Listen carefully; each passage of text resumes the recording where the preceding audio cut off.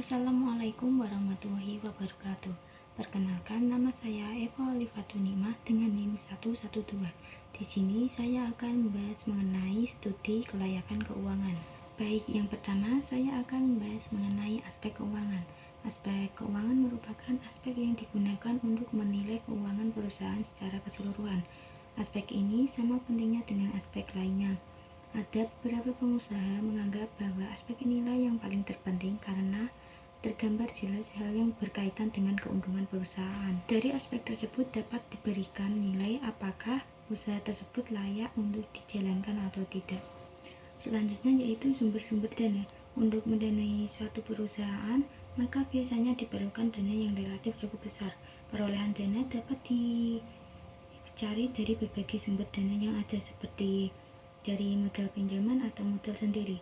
Dilihat dari segi sumber asalnya, modal dibagi menjadi dua. Yang pertama modal pinjaman atau modal asing. Sumber dana modal asing dapat diperoleh antara lain. Yang pertama, pinjaman dari dunia perusahaan. Yang kedua, pinjaman dari lembaga keuangan seperti perusahaan modal Ventura atau lembaga keuangan lainnya. Dan yang ketiga, pinjaman dari perusahaan non-bank. Yang kedua yaitu modal sendiri. Sumber dana dari modal sendiri dapat diperoleh dari setoran dari pemegang saham. Yang kedua dari cadangan laba atau dari laba yang belum dibagi. Selanjutnya materi yang ketiga yaitu biaya kebutuhan investasi. Investasi adalah penanaman modal dalam suatu kegiatan yang memiliki jangka waktu relatif panjang dalam berbagai bidang usaha. Komponen yang terkandung dalam biaya kebutuhan investasi biasanya disesuaikan dengan jenis usaha yang dijalankan. Secara garis besar, biaya kebutuhan investasi meliputi yang pertama biaya prainvestasi, yang kedua biaya pembelian aktiva tetap, dan yang ketiga biaya operasional. Materi yang keempat yaitu tentang rasio-rasio keuangan. Laporan keuangan digunakan untuk menilai perusahaan yang sudah berjalan beberapa periode. Tujuannya adalah untuk menilai apakah layak usaha baru tersebut dibiayai dan berapa besar pembiayaan yang dibutuhkan. Jenis-jenis laporan keuangan yang disajikan harus sesuai dengan pedoman yang telah ditetapkan. Yang pertama, neraca. Neraca merupakan laporan yang menunjukkan posisi keuangan perusahaan pada tanggal tertentu. Yang kedua, laporan laba rugi. Laporan laba rugi merupakan laporan keuangan yang menggambarkan hasil usaha dalam periode tertentu.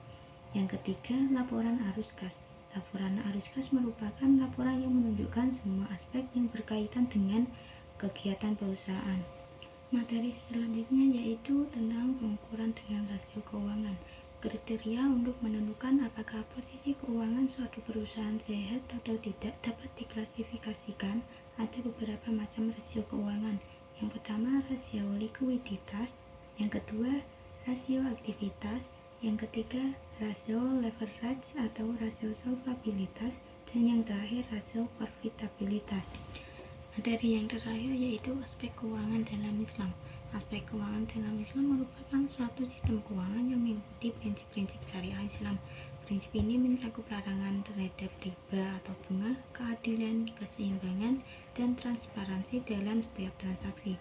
Tujuan utama keuangan dalam Islam adalah menciptakan keadilan ekonomi dan keberlanjutan sesuai dengan nilai-nilai Islam. Selanjutnya, persyaratan keuangan Islam. Syarat utama dalam keuangan Islam bahwa setiap transaksi keuangan harus sesuai dengan hukum-hukum Islam. Untuk menjamin kepatuhan terhadap hukum-hukum Islam, ada 5 prinsip utama yang harus dipatuhi. Di antaranya yang pertama, keyakinan pada aturan Allah Subhanahu wa taala. Yang kedua, menghindari riba. Yang ketiga, menghindari investasi haram. Dan yang keempat, anjuran berbagi risiko. Yang terakhir yaitu pembiayaan berdasarkan pada aset real. Itulah materi yang dapat saya sampaikan. Wassalamualaikum warahmatullahi wabarakatuh.